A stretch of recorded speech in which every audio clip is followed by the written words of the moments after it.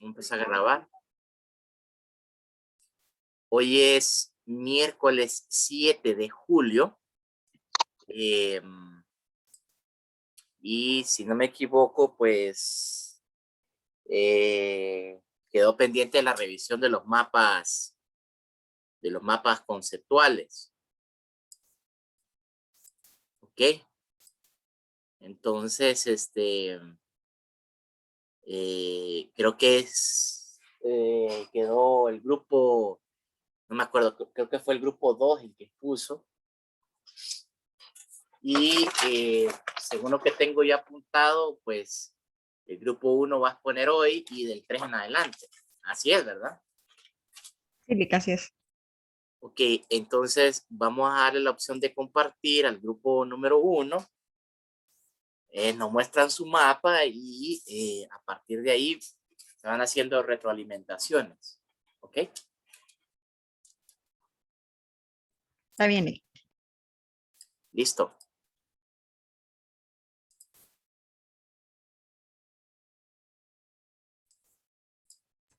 ¿Pueden ver la pantalla?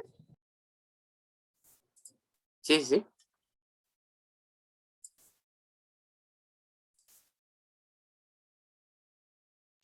Ok.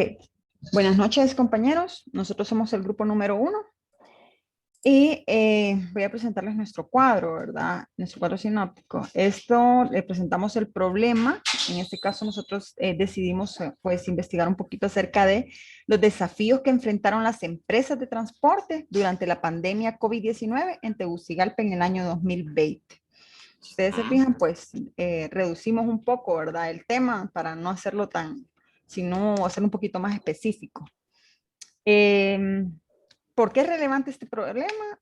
Aproximadamente 7 de cada 10 viajes en la ciudad de Tegucigalpa se realizan en transporte público colectivo. En el contexto actual, el funcionamiento de buses y taxis con sus principales fuentes de contagio y por tanto de preocupación para los epidemiólogos de Honduras, las reducciones drásticas derivadas del distanciamiento social dejan al sector del transporte en números rojos, introduciendo un frente económico y financiero en la gestión de los sistemas de transporte. Bueno, de aquí nos vamos para el enfoque epistemológico, desde dónde nos situamos, ¿verdad? Y eso, pues, lógico, nos situamos en la parte del COVID, desde cuándo empezó el COVID. Dice, el COVID-19 se detectó por primera vez en la ciudad de Wuhan, provincia de Hubei, China, en Honduras, el 26 de febrero. Brasil reportó el primer caso de coronavirus en América Latina 14 días después. El 11 de marzo se confirmaron los 2 primeros casos en el territorio hondureño, momento donde la Organización Mundial de la Salud declaraba el COVID-19 como una pandemia.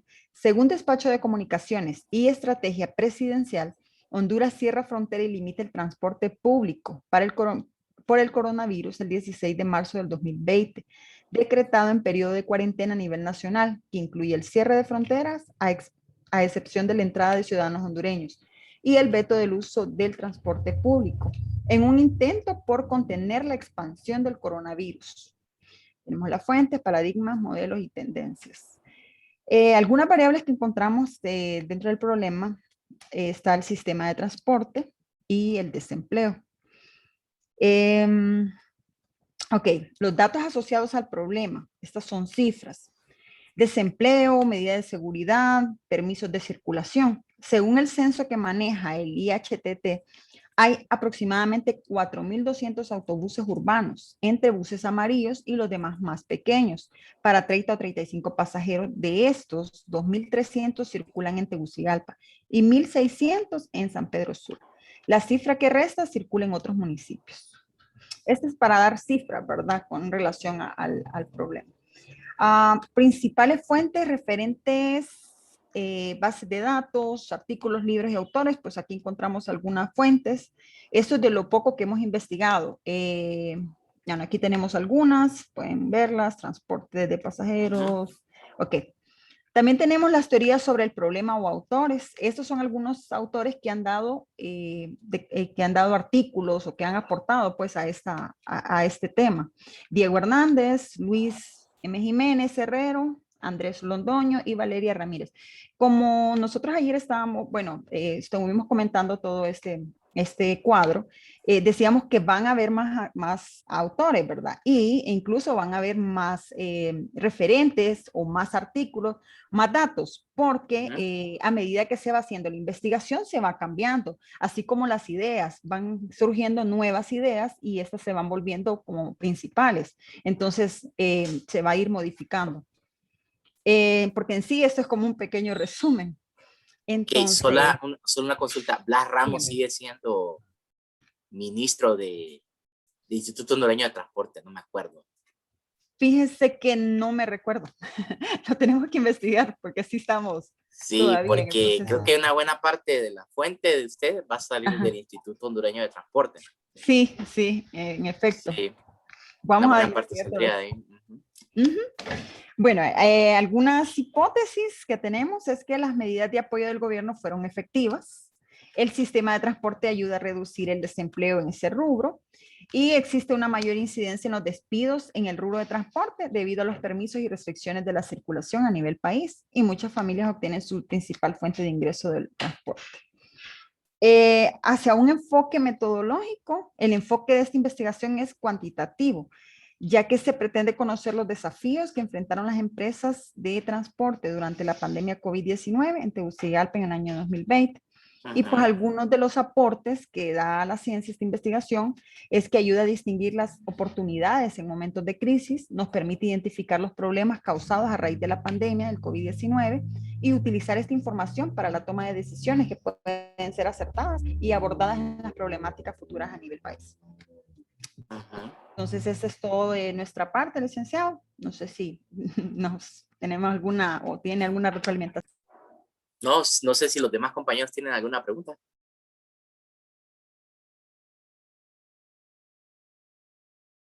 No, Leo. Que por lo demás, o sea, yo miro que está muy bien formulado el mapa. Esto es lo que buscaba en principio.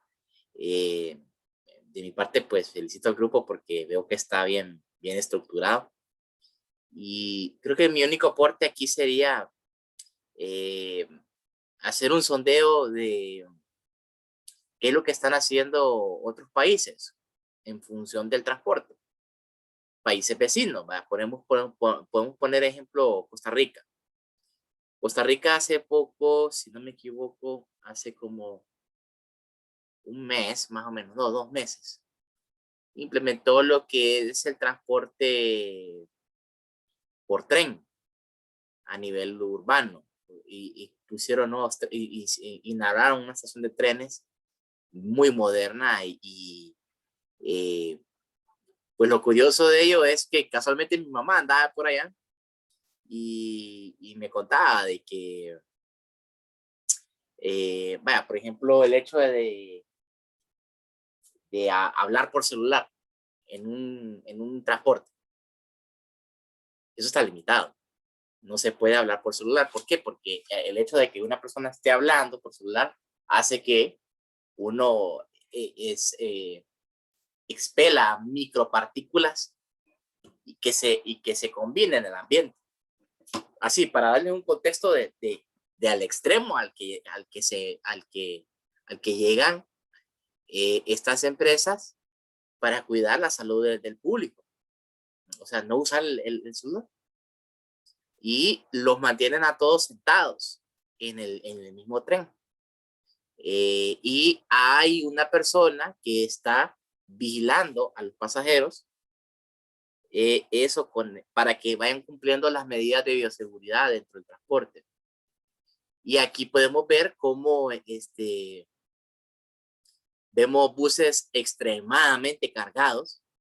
Bueno, gente que está agarrada del barandal y tiene un pie adentro y otro pie afuera del bus, usando mascarilla y prácticamente en el mismo espacio donde ponen las maletas, solo le falta poner gente ahí también. Entonces hay unos contrastes entre lo que sucede en otros países y lo que pasa en los nuestros. Y hay funciones de mejora que se pueden hacer en este contexto y cómo esas medidas, dando esas sugerencias, se puede contratar personas para que hagan el mismo cuidado de eso. Pero yo les contaba, por cada vagón hay una persona vigilando de que las personas respeten las medidas de bioseguridad. Entonces, ese es un trabajo más. ¿Mm? Solo para que tengan una idea. O sea, la idea de esto no es aplicar ideas de otros países a nuestros, no, sino tropicalizar las buenas prácticas de otros países a nuestras realidades. Y ya con eso, pues, podemos abonar un poco más al tema de nuestras fuentes y pues plantearlo. O sea, vimos estas experiencias acá y las podemos tomar como referencia, ¿verdad? Sí, Pero Lick, por lo ajá. fíjese que nosotros encontramos ahí alguna información como un comparativo en América Latina, en realidad. Uh-huh. Y sí, es bien interesante. O sea, realmente sabemos que nosotros como país siempre nos hemos quedado un poquito atrás, ¿verdad? Con todo, aún con medidas de seguridad y todo. Entonces, sí es bueno ver los comparativos, como usted dice. Sí, Es vaya, por interesante, ejemplo, realmente. el tema del cuidado del ambiente. Aquí me da mucho pesar ir detrás de un bus y ver por el tubo de escape aquella nube negra inmensa que fumiga toda una cuadra. ¿Ah? Si ese bus estuviera en otros países, les aseguro que lo mandan a la recicladora. ¿Por qué? Porque no está respetando las medidas o las normas internacionales del ambiente. O sea, hay ciertos niveles de contaminación que son aceptables para el ser humano, pero fuera de esos rangos, eh, eso no es aceptable, pues, o sea, entonces, ¿cómo puede ser eso también una medida para enfrentar esos desafíos y tener como una propuesta? Aunque aquí están tratando el tema del COI, probablemente pueda ser como un temita bien corto para tocar. Uh-huh. Pero en general está muy bien, Belis. Muy, muy bien. Me gusta. Ok, ¿Ok? gracias, Liz. Listo. Entonces, pasamos con el grupo 3. Grupo 3.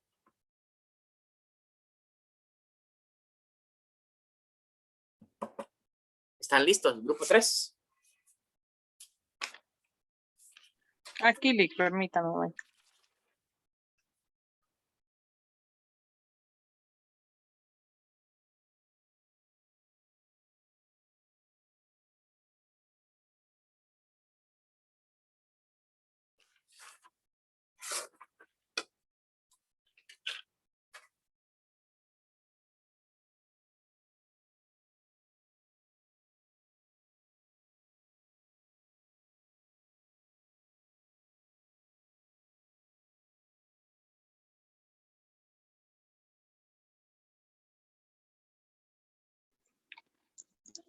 Este es el mapa conceptual, licenciado. Como problema, pues nosotros lo planteamos a que se debe la desmotivación de los empleados de Tegucigalpa de marzo del año pasado, que comenzó lo que fue la pandemia, el año 20, al marzo ahorita de este año 2021, transcurrido un año, ¿verdad?, de la pandemia COVID-19. Pues, ¿por qué es relevante, dice, este problema? Pues la desmotivación laboral es una amenaza, dice, de que constante para las organizaciones, consiste en un desinterés progresivo en su puesto de trabajo, en muchos casos insatisfacción laboral. Uno de los enfoques epistemológicos desde donde nos situamos, dice que la investigación explicativa se trata de uno de los tipos de investigación más frecuentes y en los que la ciencia se centra. Es el tipo de investigación que se utiliza con el fin de intentar determinar las causas y consecuencias de un fenómeno concreto. Perdón. A consecuencia, se busca no solo el que, sino el porqué de las cosas, dice, cómo han llegado el estado en cuestión, en esta cuestión. Las variables del problema, pues la relación esfuerzo-desempeño, también la relación de desempeño-recompensa, pues está lo que es el salario, el clima laboral, los errores en la comunicación, falta de reconocimiento y perspectivas y realidades diferentes. En los datos asociados al problema de la cifra, pues colocamos los que fue un link, no especificamos directamente, sino que lo colocamos el link de los que son las cifras actuales. Las principales fuentes, igual referencia a base de datos y artículos, libros y autores. Igual aquí están las referencias, cada uno de los links de donde sacamos lo que fue la información. Pues alguna de las hipótesis es la desmotivación laboral, tiene repercusiones negativas para la eficiencia organizacional si no se atiende oportunamente. El desempeño puede ser deficiente en el área laboral. ¿Y cuál es el aporte a la ciencia con esta investigación? Pues se coloqué que es un tema de mucha importancia ya que influirá, dice, de los objetivos principales de cada organización o empresa para alcanzar sus metas establecidas. Y es un tema por el cual se deberá estudiar o investigar a profundidad, ya que los empleados son columnas fundamentales de las empresas. Ujú. Y el enfoque, pues, es cualitativo, lo tomamos como enfoque cualitativo. Ok, solo que quiero estar seguro. ¿Es Darlene o Kaylin? ¿El qué? Es que No, grupo Eunice 3, Eunice, Kenia y Hilda. Ah, ok, Eunice, ok, perdón, está bien. Ok, Eunice, ok, vamos a ver. No sé si los demás compañeros tienen alguna opinión antes de. O algún aporte que les puedan hacer.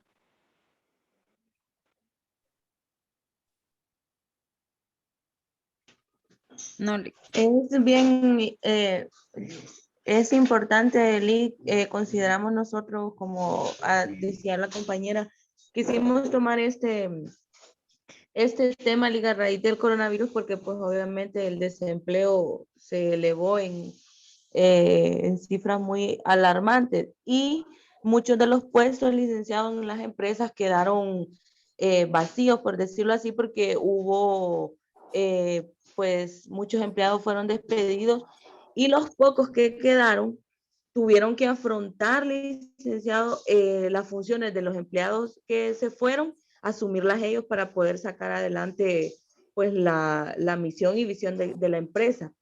Entonces, pero en todo esto ha generado una desmotivación en muchas empresas porque no se ha visto el reconocimiento por parte de sus jefes, de las personas que encargadas de, por decirlo así, capital humano, que son los que miden el rendimiento, la motivación de los empleados.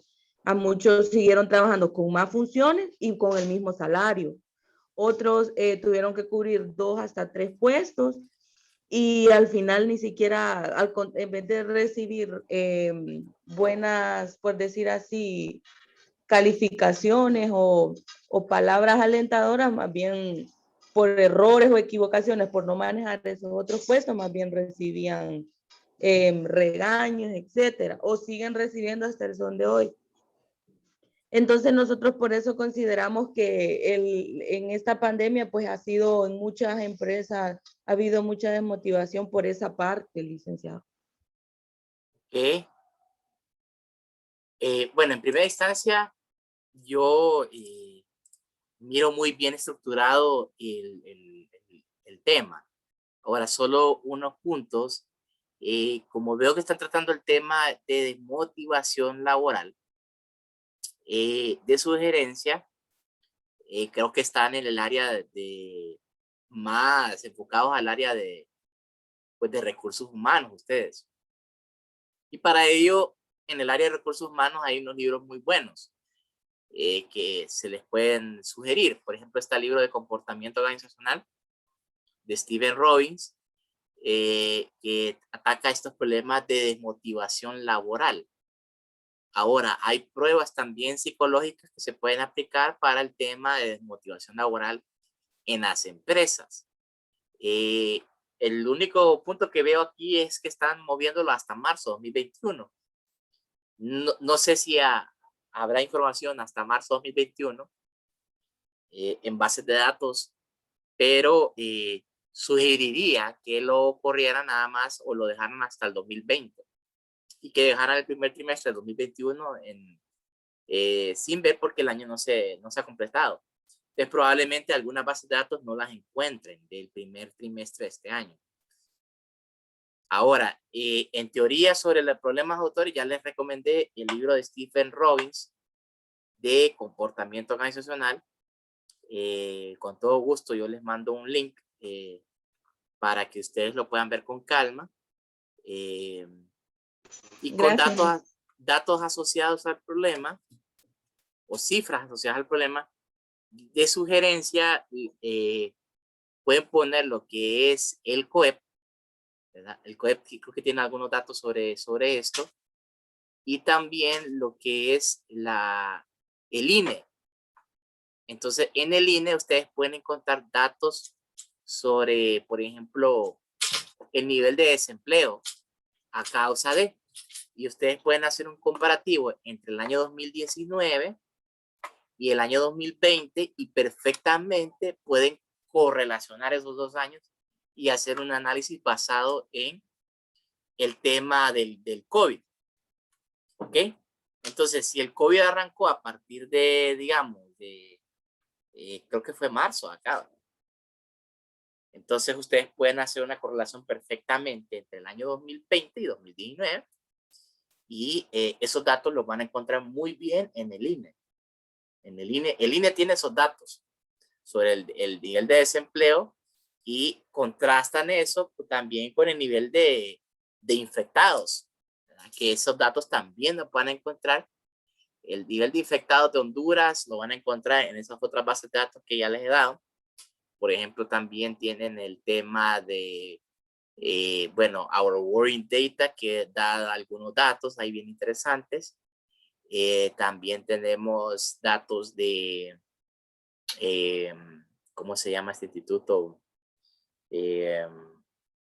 Declarado la pandemia. La Organización Mundial de la Salud tiene unos datos ahí y específicamente sobre Honduras también podemos sacar unos datos para que le dé más peso a la investigación. Como veo que lo están haciendo de tipo cualitativo, puede servir de mucho. Ok, esto sería mi aporte. Ok, por lo demás. Gracias, Liz. Gracias. Gracias. Listo. Okay, grupo número 5. No, perdón, 4. Grupo número 4. Lick, solo una pequeña consulta. Para corregir la parte del mapa, para que lo dejamos hasta el 2020, ¿lo corregimos ahorita o ya cuando hagamos el informe completo? Es que ya lo subí. Lo pueden corregir ahorita, porque es algo rápido, no creo que sea todo mucho tiempo. Recuerde que lo dejé para el día de hoy hasta las 12 de la noche. Está bien, gracias, licenciado.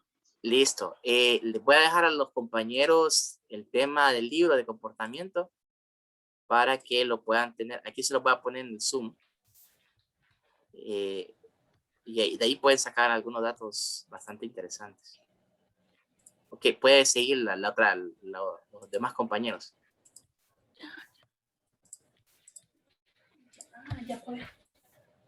Este es el libro de comportamiento.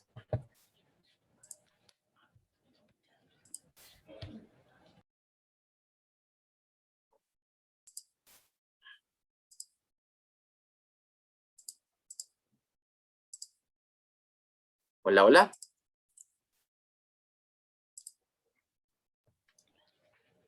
Buenas noches, Lick. Buenas noches. Hola. Bueno, el tema de nosotros es, el problema de nosotros es el impacto de la educación virtual en niños y niñas, padres de familia del Centro Gubernamental Nuevos Horizontes de Tegucigalpa durante el periodo, perdón, el semestre 2 del 2020 y el primer semestre del 2021. Ajá. ¿Por qué es relevante este problema? Bueno, la educación en casa de las que más preocupa a la sociedad. Los padres tuvieron que asumir el rol del maestro, los niños tuvieron que adaptarse a nuevas formas de aprendizaje y los profesores necesitan reinventarse. Bueno, esos son los más que todo, los temas más relevantes que vamos a tratar en el problema. Y bueno, el enfoque epistemológico es donde nos situamos, ¿verdad? Bueno, aquí es donde, bueno, desde donde comenzó prácticamente el problema, ¿verdad? Que fue cuando anunciaron el cierre de las clases presenciales y que se comenzó en las clases virtuales. Bueno, la Secretaría estaba en el despacho de Educación que proceda con la suspensión de clases en todo territorio nacional en el sistema educativo gubernamental y no gubernamental, incluyendo los niveles de educación prebásica, básica y media por un plazo de 14 días. Bueno, eso era lo que a inicio, perdón, lo que inicio ellos informaron, ¿verdad? Pero hasta la fecha no se ha podido reintegrar en las clases presenciales. Entonces, ese es el enfoque epistemológico. Y las variables del problema, que vamos a tratar, la educación virtual, padres de familia y también a los estudiantes.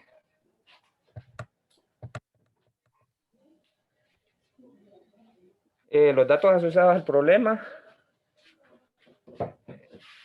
1.2 millones de alumnos están matriculados según la Secretaría de Educación. Esa fue la información que encontramos en la Secretaría de Educación. 800,000 estudiantes quedaron fuera por la problemática que hubo, ¿verdad? Fuera del sistema por falta de acceso a Internet y así por problemas bueno, más que todo por falta de acceso a Internet, que no todo el mundo, no todos los estudiantes tienen la facilidad de tener una computadora, un teléfono de gama alta. Entonces, más que todo, por eso es el problema. Bueno, las principales fuentes. Estas fuentes nosotros las consultamos en tesis. De ahí sacamos información relacionada al tipo de clases virtuales.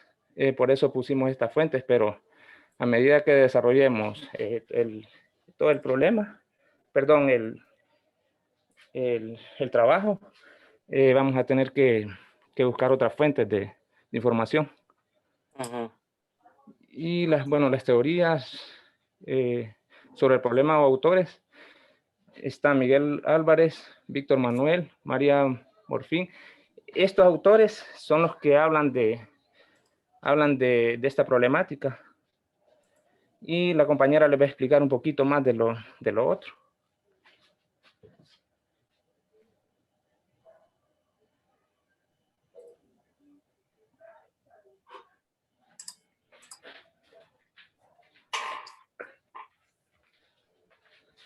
Hola, hola. Buenas noches, licenciada. Buenas noches.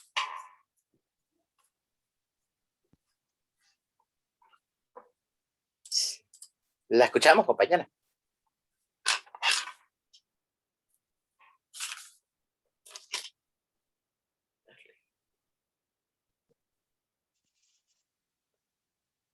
Hola, buenas. Buenas noches. Buenas noches. Una de las preguntas, ¿cuál es el aporte a la ciencia con esta investigación?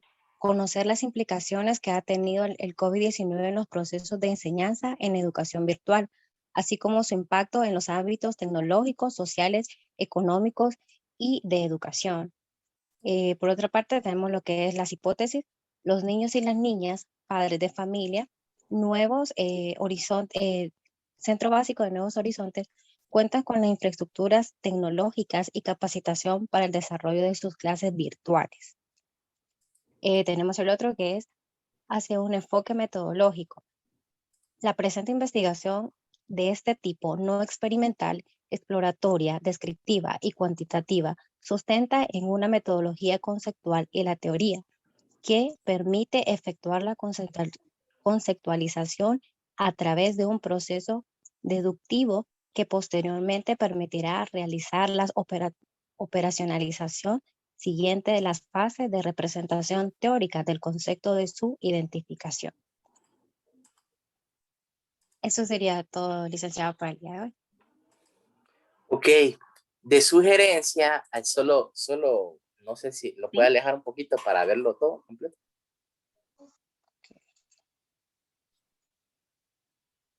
O sea, aléjenlo un poquito el cuadro.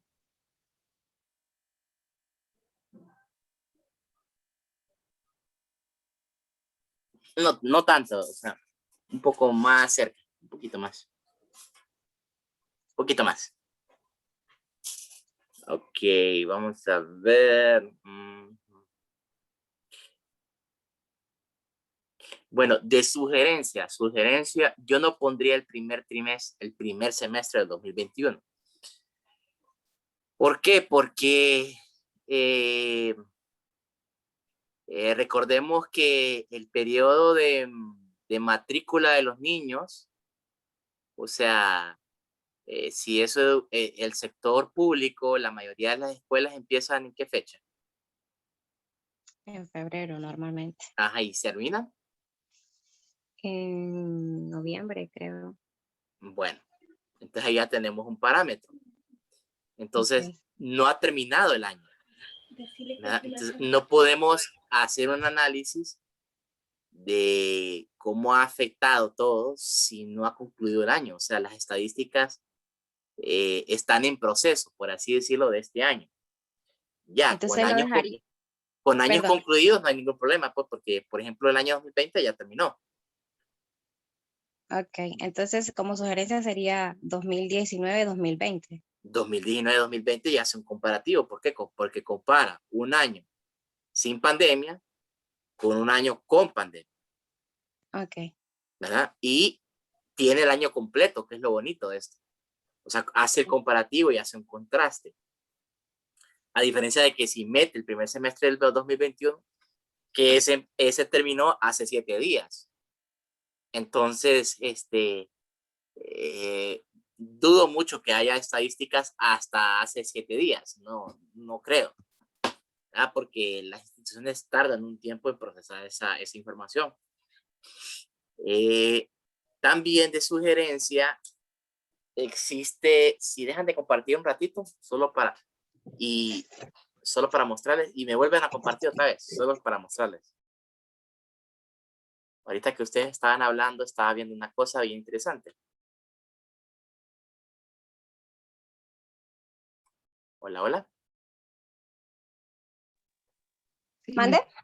Solo que dejen de compartir un ratito y vuelven a compartir. Un ratito, solo dejen de compartir. Ok. También existe lo que yo trabajé mucho tiempo en el sector educativo, ¿verdad? Y existe lo que es el SACE. No sé si han escuchado del SACE. Es el Sistema de Administración de Centros Educativos. ¿Ok? Y este SACE lo usan todas las instituciones, ya sea públicas o privadas, a nivel nacional. De aquí pueden obtener bases de datos que les puedan servir para sus informes.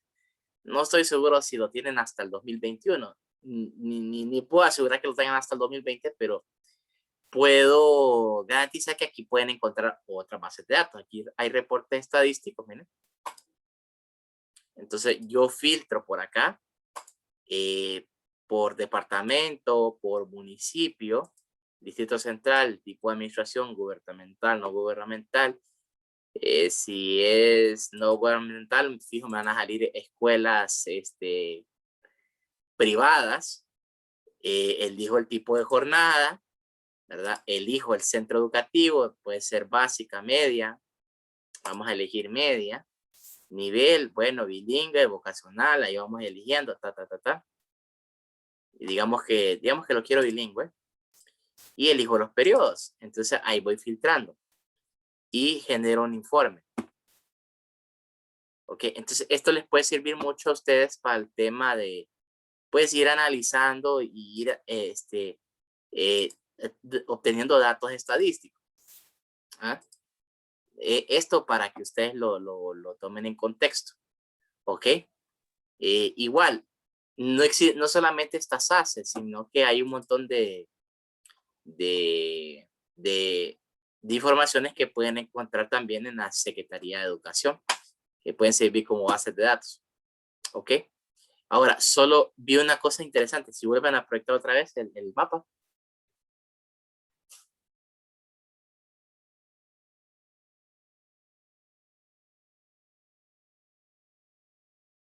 Compañeros.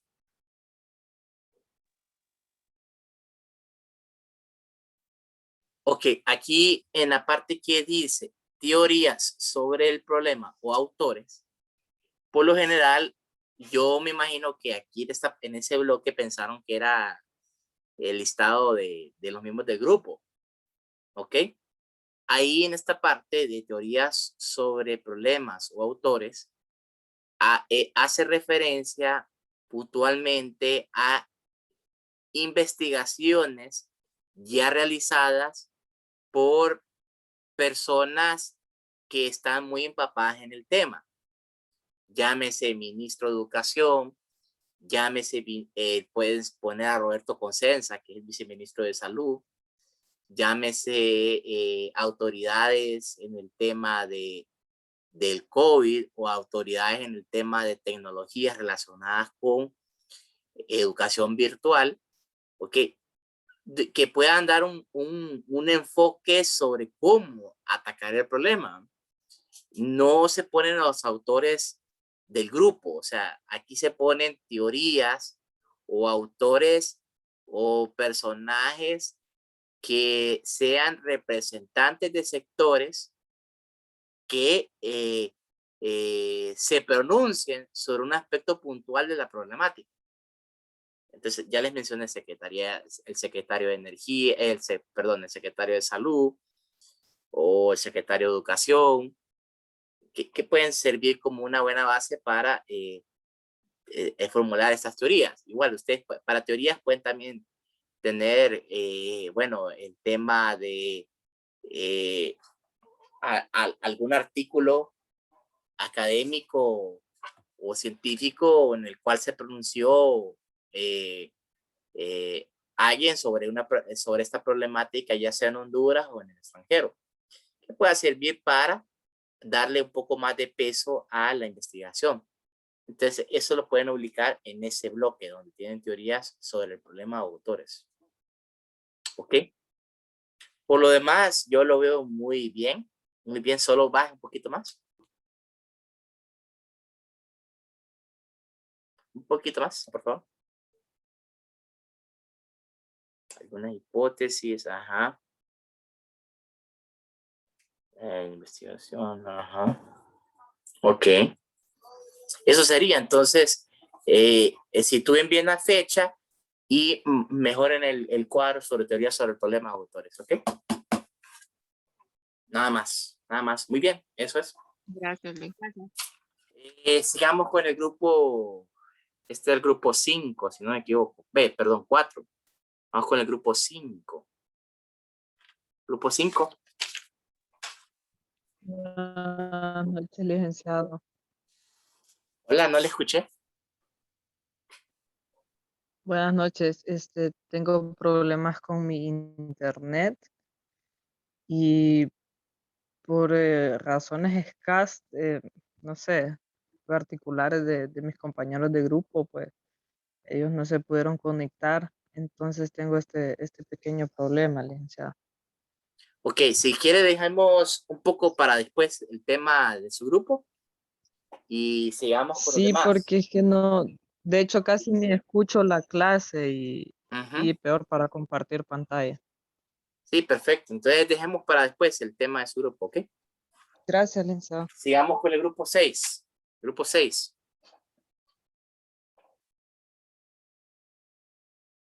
Grupo 6. Hola, aquí estoy. Listo. Ahorita comparto pantalla, permítame.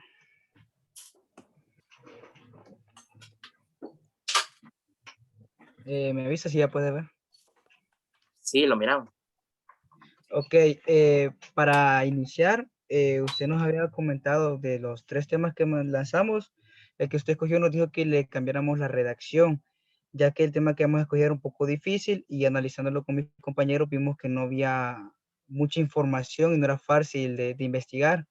Así que terminó quedando el nombre así, análisis de la recesión económica provocada por el COVID-19 en Honduras en el año 2020.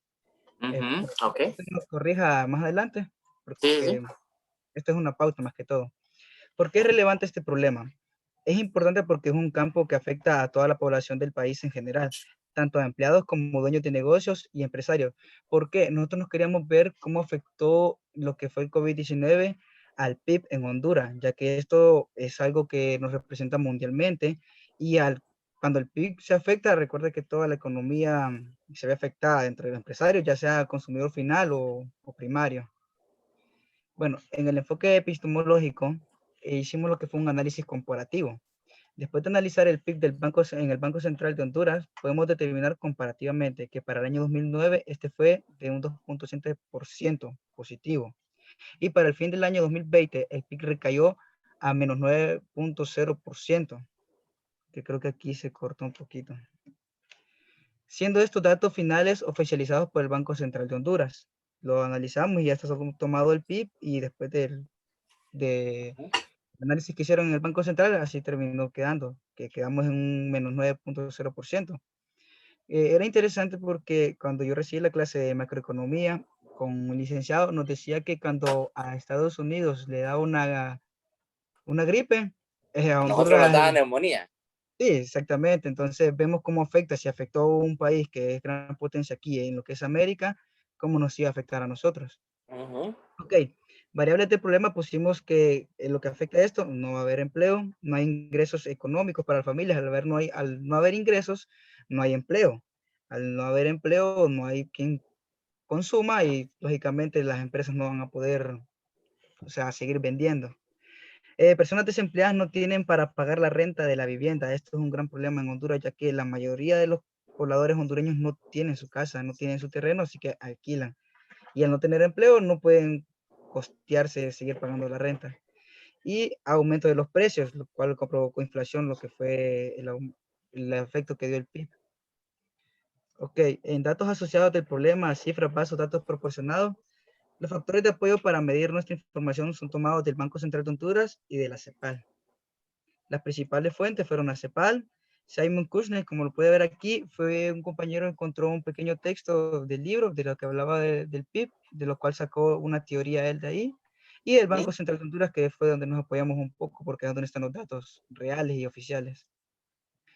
En teoría sobre el problema, como les estuvimos buscando y la única que encontró un compañero fue esta. Nuestro estudio está basado en la teoría de Simon Kushner, quien desarrolla la teoría del cálculo del PIB para el medir el desempeño de la economía era lo más importante de la vida. También es importante mencionar que cuando el PIB da un número negativo, esto provoca una recesión, que es el tema de nuestro problema. ¿Me permiten? Muy bien. Ok, algunas hipótesis. El gobierno no estaba preparado económicamente para enfrentar una pandemia de esta gran magnitud y las medidas de salud pública como la cuarentena y la distancia social implementados por el gobierno para frenar la propagación del virus resulta ser factor importante para la caída de la actividad económica, ya que vimos que muchos países no estaban preparados para esto, pero Honduras no fue la excepción, la verdad que no fue nada bien con lo del confinamiento y cuando regresamos, la verdad que la economía recayó mucho y yo puedo dar fe, ya que mis padres tienen una pulpería, de que los precios sí se vieron afectados grandemente y no fue exactamente al principio de la pandemia, sino que ya para finales del 2020 y de que muchas pulperías lo que hacían era que le subían el precio cuando aún no había sido afectado, con productos que ellos ya habían comprado por un precio barato, por decirlo así, le aumentaron solo por esta crisis que teníamos.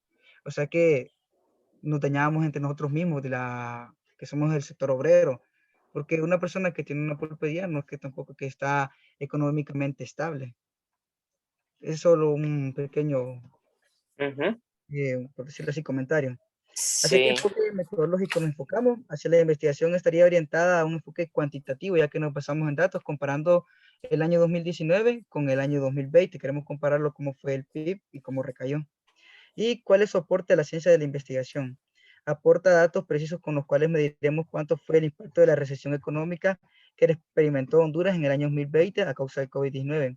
Con esta investigación también conocemos indicadores e informamos que nos muestran los desempeños económicos de Honduras, datos con los cuales se pueden establecer estrategias para hacer un frente a la recesión económica y mantener un equilibrio en la economía. También recordemos que la economía es una ciencia, la ciencia que estudia el hombre a través de las tomas de decisiones. No recuerdo muy bien cómo es el concepto de la economía, pero tenemos que recordar que es una ciencia, así que Honduras, los datos que brinda, se los brinda el dato central, el Banco Central de Honduras, y esto nos ubica en un ranking a nivel mundial, así que al analizar el PIB y toda la recesión económica, estamos haciendo un aporte a la ciencia.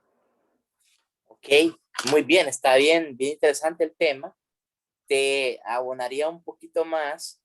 Si dejas de compartir un ratito, Steven. Sí. Omar, Steven. Estaba viendo ahorita que tú estabas hablando. No sé quién estaba viendo el Gini, el coeficiente Gini. El coeficiente Gini, este es un coeficiente que les puede ayudar mucho a ustedes, porque yo veo que están tratando tema de pobreza. Normalmente el coeficiente Gini sirve para medir la desigualdad entre los ingresos de un país, pero puede utilizarse para medir de cualquier forma, la distribución desigual. ¿De dónde podemos conseguir el coeficiente Gini? Ustedes en la biblioteca que ya les di, tienen una base de datos, creo que este es del PNUD. Entonces, esto ya lo tienen ustedes. Déjenme ver, por aquí creo que está. El coeficiente Gini generalmente sale de un informe. Entonces, ese les puede servir mucho para el análisis que están haciendo ustedes. Déjenme ver, Doing Business. Miren para los que están analizando el tema de empresas que cierran, esta página trata el ranking de negocios, de hacer negocios a nivel mundial, el Doing Business. Entonces ahí tienen unos rankings bien bonitos que les pueden servir como base de datos para la información que ustedes están tratando. Déjame ver, creo que el coeficiente Gini por aquí está. El factor de competitividad, si alguien que quiere tratar el factor de competitividad, aquí también está. Déjeme ver, WIPO, este es Word, no, aquí sería, índice de desarrollo humano. Este es, déjeme, de aquí pueden sacar bueno, este también te puede servir, que es el del PNUD, ¿verdad?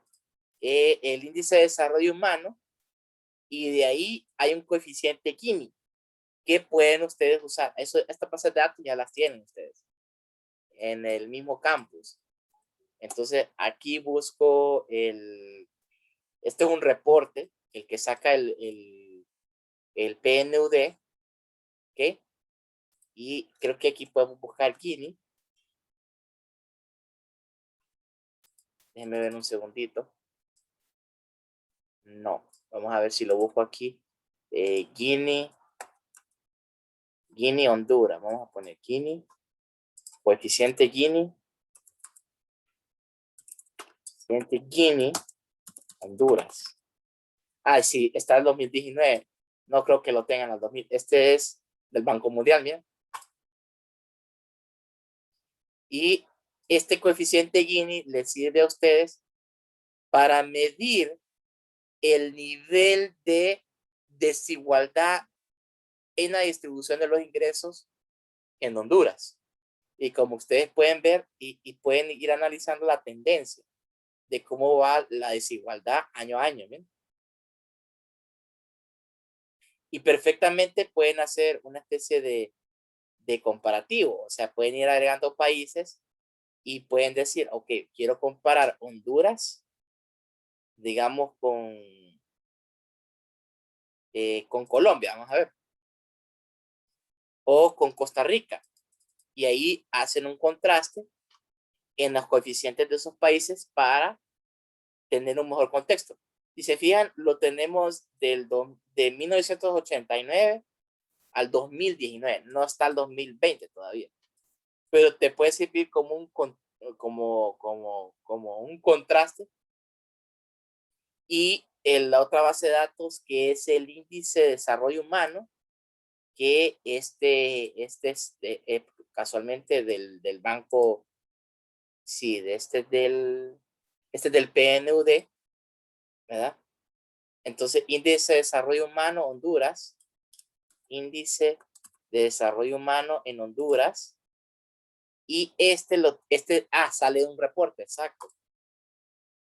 Entonces, el reporte te da un detalle más desglosado de cómo estamos con el índice de desarrollo humano y te puede servir para darle un mayor contraste. Y mira algo interesante, hace comparativos entre Honduras, El Salvador y Nicaragua, y aquí podemos ver el índice de desarrollo humano con relación a esos factores que tú estás mencionando. Inclusive tenemos un contraste con Latinoamérica. Podemos comparar Honduras, El Salvador, Nicaragua y Latinoamérica y los promedios. ¿Bien? Y esto puede servir para ir abonando un poco más al tema. Aquí como sugerencia. ¿Ok? Entonces, esto sería por mi parte. Por lo demás, yo lo veo muy bien. Están bien fundamentados. Solo sería ese aporte que puede servir para un análisis ahí bien interesante. ¿Ok? Sí, Lin, muchas gracias. En realidad, muchas gracias. esperaba eso, que nos ayudara más bien para tener una base más fuerte, más fundamentada. Es correcto. Ok, vamos a ver. Tenemos a el grupo 7. ¿Están listos el grupo 7?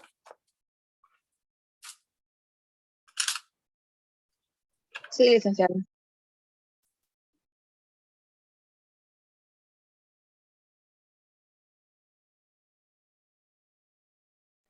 Buenas noches, licenciados. Nosotros escogimos el problema el emprendimiento como estrategia de crecimiento económico, Honduras 2019-2020. ¿Por qué es relevante este problema? Dice. Los recientes cambios que ha experimentado la población hondureña en la economía han servido de motivación e impulso para que distintos hondureños emprendan sus propios negocios. El emprendimiento ha tomado fuerza en los últimos años, 2019-2020, debido a los constantes despidos que trajo consigo los acontecimientos que hemos vivido, el COVID-19. El enfoque epistemológico que nosotros escogimos fue el modelo de investigación explicativo, que dice que va más allá de la descripción de conceptos o fenómenos o del establecimiento de relaciones entre conceptos, es decir, están dirigidos a responder por las causas de los eventos, fenómenos físicos o sociales. Las variables del problema tenemos desempleo, insatisfacción laboral y necesidad de ser su propio jefe. Los datos asociados al problema tenemos que emprendedores actualmente existen 1.575.525 solo en el 2019 y empresas registradas tenemos 341 en el 2020.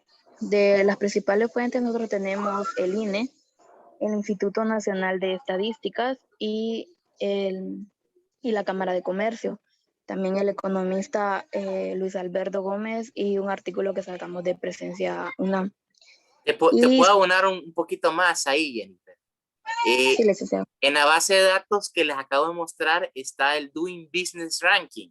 No sé si lo vieron ahorita, creo que lo mencioné ahorita. El Doing Business Ranking sirve para medir el nivel de hacer negocios en un determinado país. Sí. ¿Cuáles son las dificultades que pueden tener? Y ese les puede servir bastante para este tema que ustedes están tocando. El Doing Business Ranking es un parámetro a nivel internacional para medir esto, cómo hacer negocios y emprendimientos. También otra base de datos que les puede servir a ustedes mucho es el Foro Económico Mundial. El Foro Económico Mundial también trata otros temas bastante interesantes y también otros indicadores que pueden servir también para el tema de emprendimiento. Entonces, Doing Business Ranking y el World Economic Forum o el Foro Económico Mundial, ahí tienen una base de datos bien bonita. Creo que las tienen también en los links que les mandé para que sondeen ahí y miren eso. Sí, licenciado, está bien, gracias. Bueno, entonces tenemos que las teorías sobre el problema o autores. Tenemos la teoría de Andy Freire, que según la teoría del triángulo invertido propuesto, todo proceso emprendedor. Y ahora vamos con cuál es su aporte a la ciencia con esta investigación. Proporciona conocimientos sobre uno de los efectos del cierre de la economía y cómo muchas personas tuvieron la destreza de emprender y poder tener sustento en momentos de crisis. Y algunas hipótesis tenemos el índice de desempleo, es una de las variables que influye directamente para desarrollar un nuevo proyecto. De esta manera se reduce. Y nos enfocamos a un enfoque metodológico, escogimos el enfoque cuantitativo. Ok, ok, está bien. Me parece muy bien, muy bien. Grupo 8. ¿Está listo el grupo 8? Buenas noches, licenciado. Buenas noches. Fíjese que hemos tenido varios inconvenientes. Ahorita solo estamos conectados los integrantes del grupo y pues no tenemos ahorita acceso a una Creo que no le computadora. escuché muy bien. Y es que no hemos terminado porque una compañera nos dijo de que iba a cancelar la clase, entonces nos tocó distribuir de nuevo para no quedar vacío con el mapa conceptual, entonces no lo hemos terminado.